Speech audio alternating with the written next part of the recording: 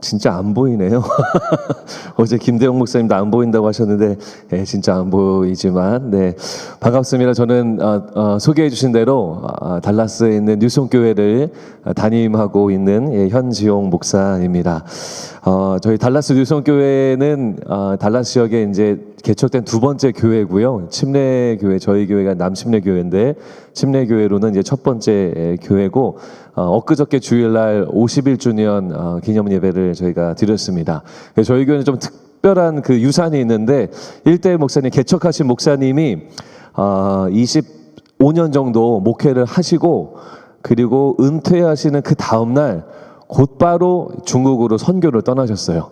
선교를 떠나셔서 후임 목사님, 이대 목사님, 우리 박인하 목사님이 또 20몇 년을 또 목회를 잘 하셨고, 또 제가 이제 3대 목사로 부임하게 됐는데, 제가 도착하기도 전에 우리 목사님이 이제 은퇴하시고 그 다음 날로 남아공으로 선교를 가시려고 하다가 사모님 건강 때문에 조금 늦어졌어요. 한 1년 정도 더 스테이 하시다가 가시게 됐는데, 그래서 우리 1대 목사님, 2대 목사님이 은퇴 후에 바로 다 선교사로 헌신하셔서 가셔가지고, 저도 지금 마음에 두렵고 떨리는 마음이 있는데 지금부터 은퇴를 잘 준비해서 혹시 하나님이 부르시면 가야 되지 않을까, 그런 마음을 하고 있습니다. 그래서 오래전부터 뉴송교회는요, 선교 지향적인 교회, 선교 DNA를 가지고 열심히 지역교회 목회하고 있고, 또 많은 선교사님들 또 후원하고 기도하면서 저희가 섬기고 있습니다.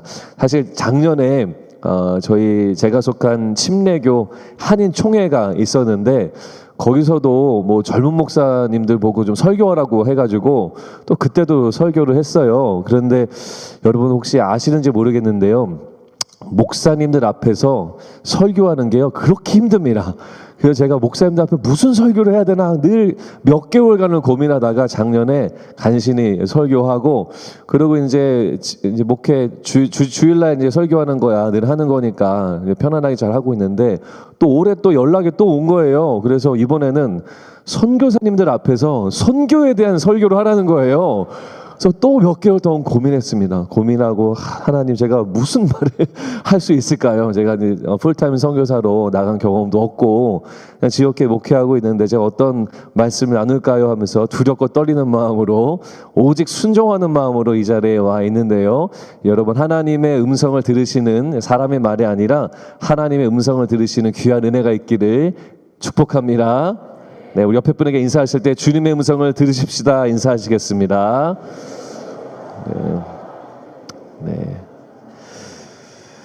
저는 우리 선교사님들 앞에서 뭐 적지 않은 부담이 있지만 그래도 하나님이 주신 마음이 있었습니다. 이런 말씀을 전하기 원하시는구나. 그래서 오늘 그 말씀을 목회하면서 받은 은혜를 여러분들과 함께 나누려고 합니다.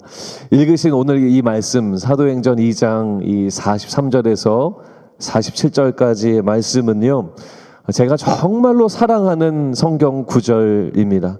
물론 모든 성경 구절을 다 사랑하고 다 감사하게 하고 귀하게 받고 살아가고 있지만, 정말 제 마음판에 새기고 살아가는 구절이 바로 이 말씀이고, 이 말씀을 읽을 때마다 제 가슴이요 요동치고요 고동치고 주체할 수 없는 기대가 넘쳐 흐르는 것, 이것이 바로 이 사도행전 2장 이 마지막 구절 말씀이에요. 여러분 잘 아시지만 이 사건이 있기 전에 어떤 일이 있었냐면, 베드로가 설교를 했죠. 설교를 했는데 3,000명이 그 자리에서 회개하는 기적의 역사가 있었습니다. 그걸 보면서도 하나님, 제가 항상 기도해요. 하나님, 제가 설교할 때도 3,000명이 아니라 1,000명이라도 그 자리에서 회심하는 은혜를 주세요, 능력을 주세요 라고 기도하는데요, 이 베드로의 3,000명 회심 사건도 엄청난 기적이죠. 그리고 그 다음에요, 초대교회 성도들이 자신들의 소유를 막 팔아서 살고 가난한 사람이 한 명도 없었다라고 말할 정도로 놀라운 은혜, 하나님의 큰 은혜가 교회 공동체 안에 임했어요. 이것도 엄청난 기적이고 가슴 뛰는 일입니다. 하지만 무엇보다도 이 본문에서 제 마음을 가장 뛰게 만드는 구절이 어느 구절이냐면 맨 마지막 구절 47절 말씀이에요. 2장 47절에 보면, 주께서 구원받는 사람을 날마다 더하게 하시니라. 이거 믿으십니까? 주님께서 구원받는 사람을 날마다 더하게 하시니라. 구원받는 사람, 즉 다시 말하면 잃어버린 영혼들, 믿지 않는 영혼들, 무슬림 영혼들, 유대인 영혼들, 그 사람들이 예수를 믿고 하나님의 나라를 꿈꾸고 복음을 붙들고 살아가는 그 놀라운 일들이 위클리도 아니고 먼틀리도 아니고 이열리도 아니고 날마다 있었다라고 성경이 말하고 있어요. 저는 이 말씀을 볼 때마다 가슴이 요동쳐요. 이 말씀 잘 보시면요, 주어가 확실합니다. 주어가 뭐냐면 주께서. 영어로 보면은요, The Lord added. 주님이 잃어버린 영혼들을 더하셨다라고 성경에 말하고 있어요.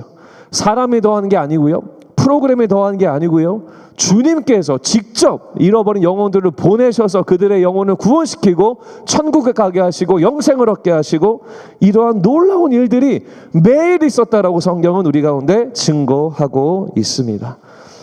저는 이 말씀을 믿습니다. 여러분 믿으십니까? 하나님의 말씀이기 때문에 지금도 살아서 역사하는 말씀인 줄로 믿습니다. 2000년 전에만 액티브했던 말씀이 아니라 이 말씀은 하나님의 말씀이기 때문에 지금도 살아서 역사하는 말씀인 줄로 믿습니다.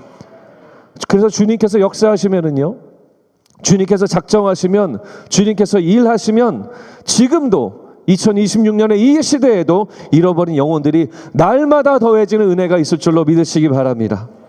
여러분 지금은요, 목회하기 정말 어려운 시대다라고 그렇게 말합니다. 10년 전 일이긴 한데요, 제 또래 목회자님들이 한국에서 개척을 했어요.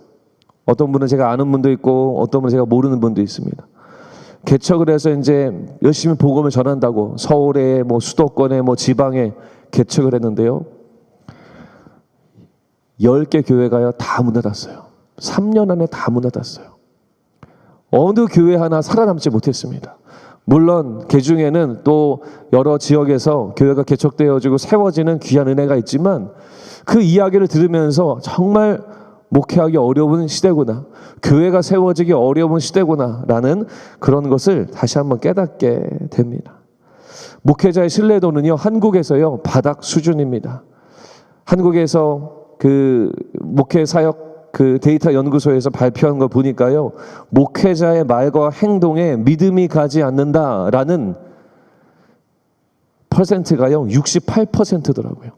68%면 우리 일상생활에서 68%의 의견이다. 어떤 체감이냐면요, 거의 대부분이 안 좋아한다 이렇게 생각하시면 돼요. 한국 교회 안에서의 목회자의 이 신뢰도가 바닥이고 미국도 별반 다르지 않습니다. 이렇게 복음이 전파되기 어려운 시대, 교회가 세워지기 어려운 그런 시대 속에서 우리는 어떻게 할 수 있는가? 나는 어떻게 할 수 있는가? 이 살아있는 이 하나님의 말씀은 우리 삶 속에, 또 우리의 이 시대 속에 어떻게 역사하는가 참 궁금하고 많이 기도도 해봤어요. 하지만 본문의 말씀을 잘 보면은 초대교회의 상황은 사실 우리가 겪고 있는 상황보다 더 어려운 상황이었던 것으로 보여집니다. 더 열악한 상황이었어요. 외적으로는요, 로마의 박해가 굉장히 심했습니다. 로마 통치 아래에서는 기독교는 불법이었고요, 어기면 감옥에 가고요, 채찍질을 당하기도 하고 순교까지 해야 되는 그러한 박해가 있었던 시대가 그때 당시였습니다. 내적으로도 교회 안으로도 문제가 많았죠. 성도들 대부분이 가난했습니다. 그리고 가난한 것도 서러운데 교회 안에 거짓 교사와 이단들이 늘 침투해 있었어요. 그래서 늘 혼란스럽고 어려웠습니다.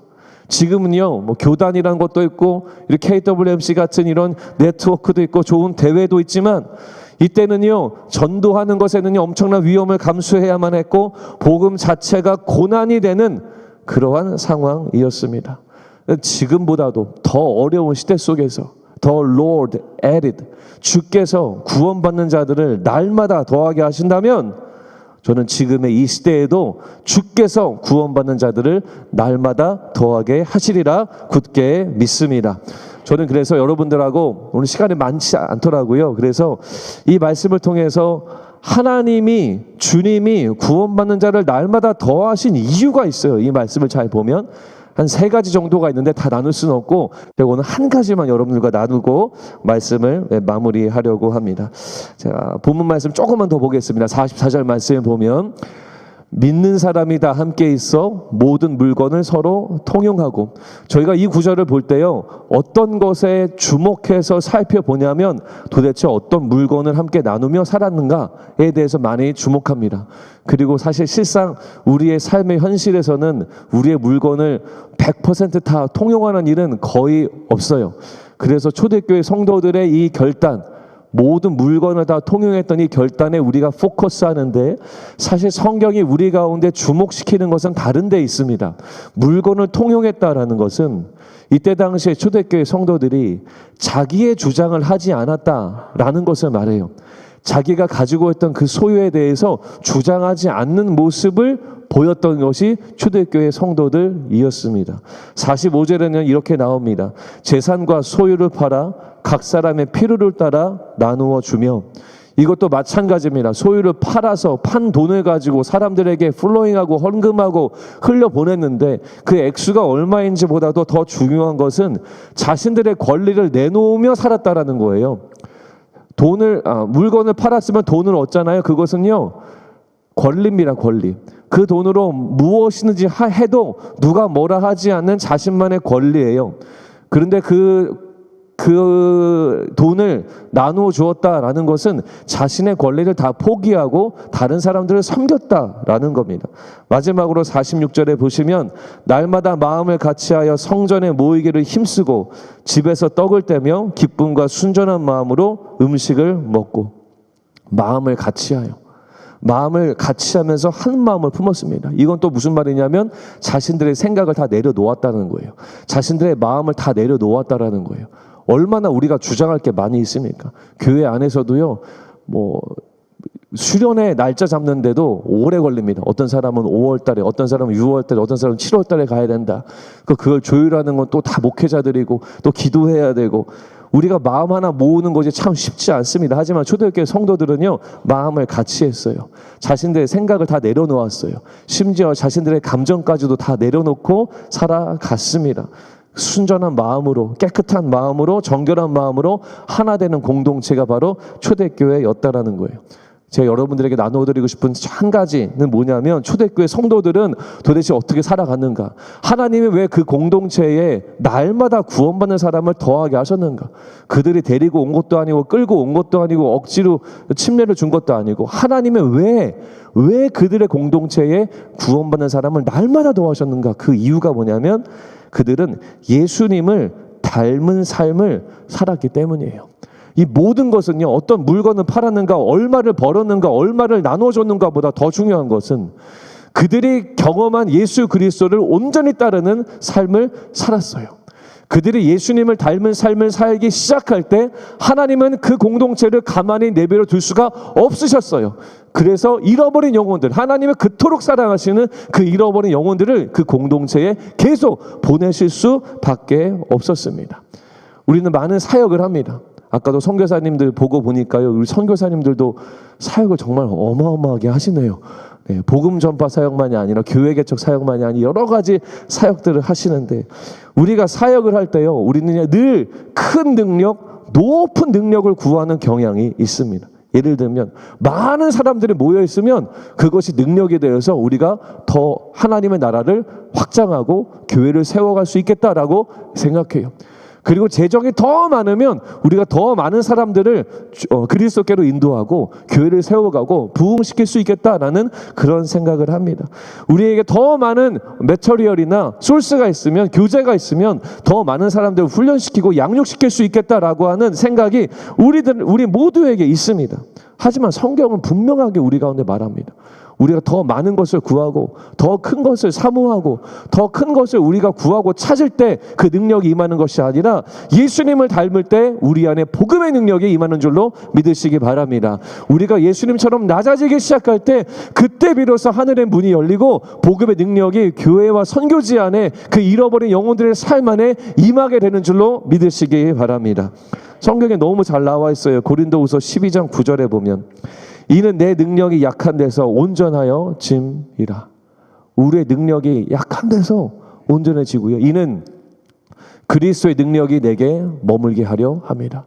내가 약한 것을 인정하고 두 손 두 발을 다 벌리고 주님만을 바라보기 시작할 때 그때 비로소 그리스도의 능력, 복음의 능력이 우리 가운데 임한다라고 바울은 말합니다. 고린도후서 12장 10절은 다 같이 읽겠습니다. 시작.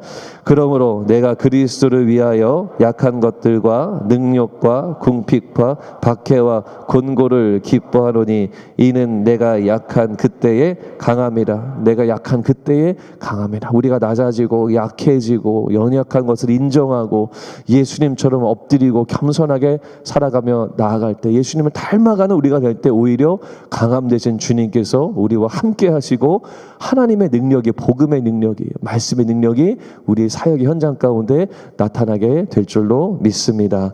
김관성 목사님 책에 이렇게 쓰셨더라고요. 욕망은 상향성의 삶을 추구하고 소명은 하향성의 삶을 추구한다.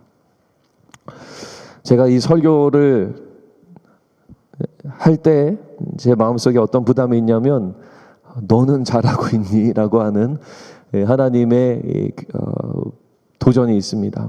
저도 이 부분에 대해서 하나님 앞에 내가 정말 겸손하게 사역하고 있는가, 내가 다른 것 구하지 않고 정말 그리스도의 복음의 능력을 구하기 위해 일상의 삶 속에서, 교회 사역의 자리에서, 또 선교지를 방문하는 그 자리에서 내가 정말 예수님을 닮으려고 발버둥 치고 있는가를 돌아봤을 때 여전히 부족합니다. 잘 못합니다. 제가 잘 못하는 사람인 걸 하나님이 아시고 저를 그런 자리로 이끄셨던 사건들이 몇 개 있습니다. 제가 한 가지만 여러분들에게 나눠드리고 말씀을 마무리하려고 하는데요. 제가 오래전에 청년 사역을 할 때였습니다. 제가 사역했던 장소가 유학생들이 많은 그런 장소가 아니었어요.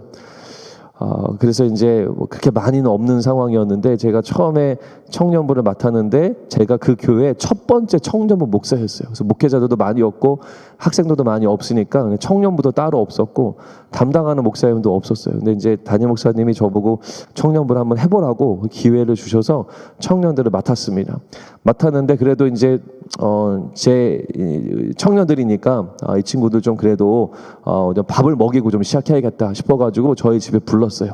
저희 집에 불렀는데 그때 처음 저희 집에 왔던 친구들이 6명이었습니다. 6명 청년들이 왔는데 그 6명 중에 3명은 신실한 믿음이 있는 친구들이고 이 반 정도 되는 3명은요 그냥 친구 따라 교회에 오는, 주일날 한국밥 먹으려고 교회에 오는 그런 믿음이 없는 친구들이었어요. 그래도 어떻게 오라고 해서 다 왔습니다. 왔는데 얘네들이 어디서 들은 걸 있어가지고 우리 목사님, 우리 청년부 목사님 처음 오셨는데 그래도 우리 어른 집에 가니까, 지금보다 더 제가 나이가 젊었을 텐데 어른 집에 가니까 빈손으로 가면 안 된다. 그래가지고 어떤 친구는 케이크도 사들고 오고 과일도 사들고 왔어요. 근데 어떤 친구는 믿음이 얼마나 없었는지 알려드린 건데 얼마나 믿음이 없었냐면 뭘 병을 하나 들고 온 거예요. 그래가지고 목사님 갖고 왔습니다 하면서 주는 거예요. 그래서 저는 요즘에 그 참기름 같은 게 이렇게 포장이 또 새로운 그런 건가 그래가지고 덜컥 받으면서 이게 뭐니? 그랬는데 제가 보니까 일본 술 사케를 사들고 온 거예요. 그래가지고 옆에 청년부 회장이 그걸 뺐으면 야 목사님은 술 안 드셔 막 이러니까 그래요? 목사님 술 안 드세요? 뭐 이러면서 그렇게 믿음이 없는 친구였어요. 근데 이제 그 술은 어디 갔는지 모르겠는데 아무튼 그 청년 회장이 가지고 목사님 드리면 안 된다고 자기가 가져간다고 하고 그리고 가져갔는데 어떻게 됐는지는 모르겠습니다. 아무튼 그렇게 이제 믿음이 없는 친구들을 데려다 놓고 예배를 드리는데 예배가 되나요?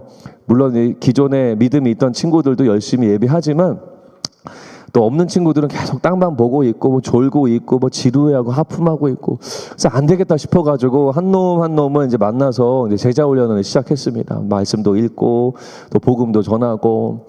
그리고 이제 간혹가다 한국에서 유학생들이 오면 유학생들이 이제 친구 따라, 그 시절만 하더라도 친구 따라 교회로 오던 시절이었어요. 그래서 오면은 한국밥 먹으러 교회로 오면 얘네들이 예배를 드려요. 근데 그 다음 주에는 안 와요. 지루하고 재미없으니까. 그래가지고 제 마음속에 어떤 마음이 있냐면 무조건 한국에서 온 놈들은 1대1로 내가 무조건 만나야겠다. 복음을 전하리라. 듣든지 안 듣든지 전해야겠다. 그래가지고 한국에서 온 친구들은 무조건 제가 데려다 놓고 복음을 전했어요. 근데 보통 제가 목사님 만나자 이러면 아무도 안 만나요. 그런데 한국에서 온 친구들 보고 로컬에 있는 이 수제 햄버거집을 목사님이 아는데 너 처음 왔으니까 목사님 사줄게 이러면 얘네들이 열이면 열 다 나와요. 왜냐면 학교 시작하기 전까지 할 일이 없거든요. 차도 없고. 그래가지고 라이드 가가지고 뭐 맥도날드나 버거킹 이런 데 말고 정말 로컬에 있는 햄버거를 먹입니다. 먹이면서 이제 뭐 가족 얘기도 하고 뭐 공부하러 왔니? 너 몇 년 있다 한국 갈 거니? 뭐 이런 얘기를 막 하면서 이제 복음을 이제 전하는 거죠. 그렇게 해가지고 이제 한 놈 한 놈 만나면서 복음도 전하고 또 어떤 친구는 뭐 도망도 가고 어떤 친구는 교회도 남고 많은 은혜가 있었는데 하루는 또 한국에서 누가 또 왔다는 거예요. 그래가지고 야 목사님이 너 내일 기숙사로 픽업 갈 테니까 월요일 점심 목사님하고 그 로컬 햄버거 먹자. 오겠다는 거예요. 그래가지고 이제 걔를 데리고 갔어요. 가가지고 밥을 먹는데 너 뭐 공부하러 왔니? 해서 뭐 생물학이요. 그 다음에 너 언제 갈 거니? 공 마치면 4년 있다 갈 거예요. 그 얘기하다가 자연스럽게 이제 가족 얘기가 나왔고 이제 복음을 얘기해야 되잖아요. 그래서 이제 교회 얘기를 슬금슬금 하려고 하고 있었어요. 그래서 다음 주부터 교회 오면 목사님이 성경 잘 알려줄게. 근데 이 친구가요. 목사님 죄송하지만 저는 이번 주부터 교회 안 갈 겁니다. 어제는 제가 예의상 간 거고 친구 때문에 앞으로 안 갈 거예요. 그러는 거죠. 왜 그러는데 물어보니까요. 이 친구가 모태신앙이에요. 그러는데 이제 유치원 때, 초등학교 때까지는 엄마 아빠 손을 잘 잡고 잘 예배에 쫄래쫄래 잘 따라간 거죠. 그런데 중학교 되면서 이제 머리가 커지고 게임도 있고 또 이제 친구들도 좋아지는 그런 나이잖아요. 그래서 친구 때문에 친구랑 노느라고 교회를 한 번, 두 번 빼먹기 시작한 거예요. 그래서 엄마 아빠가 화가 나셨겠죠? 그래가지고 이제 너 왜 교회 안 왔어? 이러면서 혼내기 시작하는 거예요. 근데 젊을 때니까 이 중고등부 시절이니까 이제 마음에 또 이렇게 반항도 생기고 뭐 이러면서 이제 이게 반항을 한 거죠. 그런데 중학교 2학년, 3학년이 되기 시작했는데 교회를 안 가니까 주일날 오후가 되면 엄마 아빠하고 이제 외할머니가 같이 살고 계셨는데 엄마하고 아빠하고 주일 오후 3시, 4시가 되면 자기를 때리기 시작하는 거예요. 교회 안 왔다고. 근데 할머니는 이제 노쇠하시니까 이제 말로 저주를 하시는데 너 같은 놈은 지옥 갈 거다. 너 당장 다음 주부터 교회 안 가면 너 지옥 간다. 그러니까 주일날 오후만 되면 주일이 얼마나 행복한 날입니까? 예배드리고 교우들 만나고 쉬는 날. 그런데 이 친구한테는요 주일 오후가요 지옥과 같은 날이었어요. 아침에 혼자 자유로운 시간을 보내다가 오후가 되면 맞는 날이에요 주일날. 그래서 하루도 한 주도 빼먹지 않고 부모님에게 맞아요. 이불을 덮어 씌우고 맞습니다. 그래서 이 친구가 이른 나이에 유학을 온 거예요. 대학교를. 그게 너무 싫어서 교회 가라고 하는 그 말이 너무 싫어가지고 도망 나온 거예요. 맞는 게 너무 싫어가지고 주일이라고 하는 그날에 맞는 게 너무 싫어가지고 미국으로 도망 온 거예요. 그 친구 보고 제가 교회 가자라고 하니까 얘가 갈 수가 없죠. 그래서 제가 그 얘기를 듣는데 웬만한 친구들 교회로 다 잘 인도했거든요. 근데 그 얘기를 듣는데 제가 더 이상 다음 주에 교회 와라 라는 말을 못 하겠더라고요. 제 마음속에서도 얘는 안 되겠다. 얘는 내가 할 수 있는 게 아니다. 이거 하나님께 맡겨야겠다. 오늘이 마지막인가 보다. 그런 마음을 이제 품었습니다. 햄버거를 다 먹었고 월요일 점심이니까 사람이 많았어요. 다이닝홀에 많이 있는 바쁘고 시끄러운 그런 곳이었는데 더 교회 가자라는 말 못 하겠고 이제 대충 마무리하고 이제 목사님이 라이드 해줄게 이제 가자. 저 마음속에도 이제 끝이구나 이 친구랑은 끝이구나라는 생각을 하고 있는데 갑자기 일어나려고 하는데 성령께서 저에게 말씀을 주시더라고요. 말씀을 주시는데 너 예수님을 대신해서 이 청년에게 대신 용서를 구할 수 있겠니? 저는 그렇게 할 수 있는 사람이 아니거든요. 근데 성령님이 말씀하시면 순종해야 된다는 거는 배워서 알고 있거든요. 예수님을 대신해서 용서를 구하는 거. 주변을 둘러보니까 수많은 미국 사람들이 왁자지껄 시끄러우면서 밥을 먹고 있어요.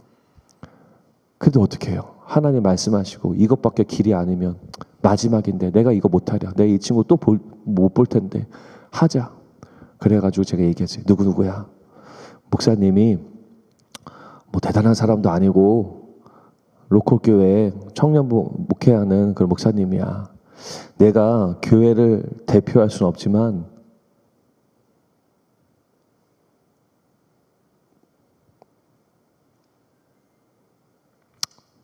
내가 용서를 구하고 싶다.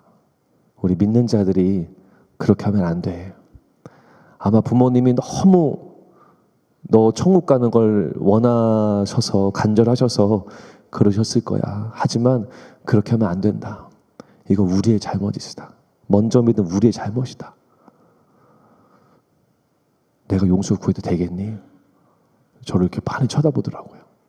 제가 그 자리에 일어났어요. 햄버거 집에서. 그 시끄러운 자리 한복판에서 제가 그래서 그 청년한테 90도로 인사했어요. 미안하다.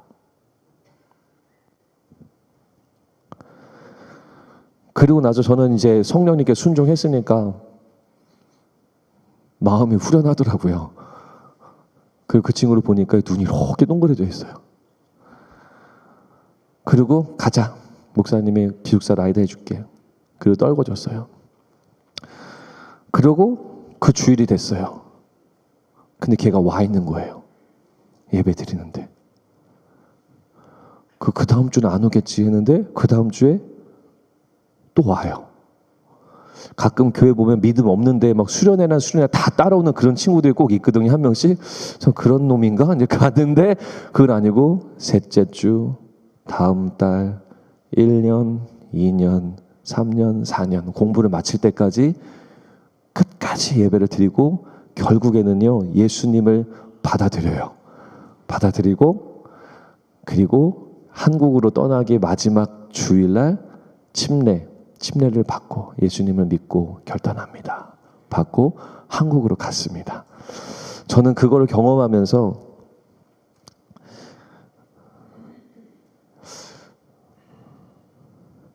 초대교회 성도들이 지금의 교회들과 선교지의 상황과 비교해 본다면 그때 당시에 초대교회는요 더 형편없는 상황이었어요. 인프라도 하나도 없는 상황이었어요. 더 힘든 상황이었어요. 하지만 주님이 그 상황과 상관없이 역사하셨거든요. 초대교회 성도들은 철저하게 주님 앞에 무릎을 꿇고 예수님을 닮아가며 자신의 죄를 인정하며 우리의 실수를 인정하면서 그들 앞에 나아갔던 자들이 바로 그들이었습니다. 복음의 능력은 언제 나타나는가? 우리가 많은 재정을 가졌을 때도 아니고 많은 성도들을 가졌을 때도 아니고 많은 동역자들 인맥을 많이 갖고 있을 때도 아니고 오직 우리가 예수 그리스도의 삶을 실천하며 살아갈 때 그때 복음의 능력이 선교지와 목회 현장과 이 지역사회 안에서 나타나게 되는 줄로 믿습니다. 시대가 악해서 복음이 안 들어가는 걸까요? 뭐 그런 부분도 있을 겁니다. 하지만 정말 중요한 것을 지금 현재의 그리스도인들인 우리 모두가 놓치고 있는 것은 아닐까요? 초대교회 성도들이요, 그 당시에 갖지 못했던 것을 우리는 다 가지고 있어요. 신학교도 있고요, 신학 서적도 있고요, 유튜브를 통해서 수많은 강의도 우리가 들을 수 있고요. 그때에 비하면 지금의 한국 교회와 미국 교회는요, 재정적으로 얼마나 넉넉한지 모릅니다. 우리는 그런 것을 다 갖고 있어요. 하지만 초대교회 성도들은 다 갖고 있었는데 지금의 우리는 갖지 않고 있는 것이 무엇인가? 복음을 살아내는 결단이 아닌가? 예수님을 닮은 삶을 우리는 살아내지 못하고 있는 것은 아닌가? 우리가 진짜 예수 제자의 삶을 살아가기 시작할 때 주님은 그때에 비로소 우리에게 구원받는 자들을 날마다 더하시는 줄로 믿습니다. 현재 여러분들이 어떻게 사역하고 계시나요? 어떻게 복음 전파하고 계시나요? 사역의 자리에서, 선교지에서 때로는 그 길이 서럽기도 해요. 때로는 그 길이 굉장히 억울하기도 합니다. 때로는 선교지에서 머무시는 것 자체가 수많은 권리를 포기하고 아마 계실 겁니다.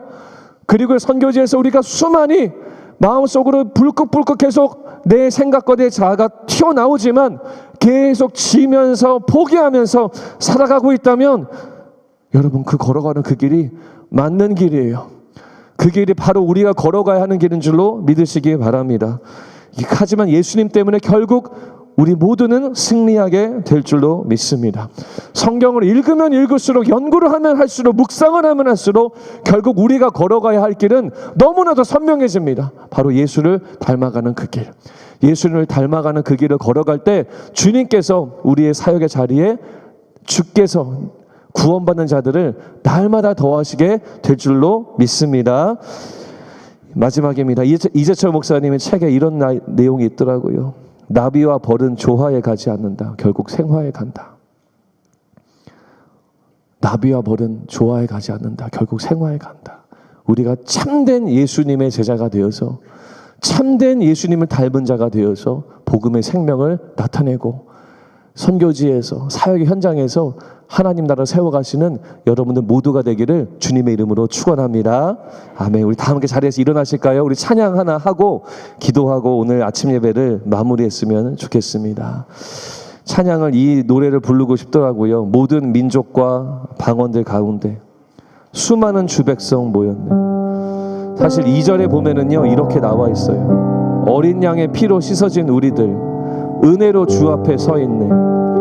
주 이름으로 자녀된 우리 겸손히 구하오니 주의 능력 우리에게 베푸사 주를 더욱 닮게 하소서.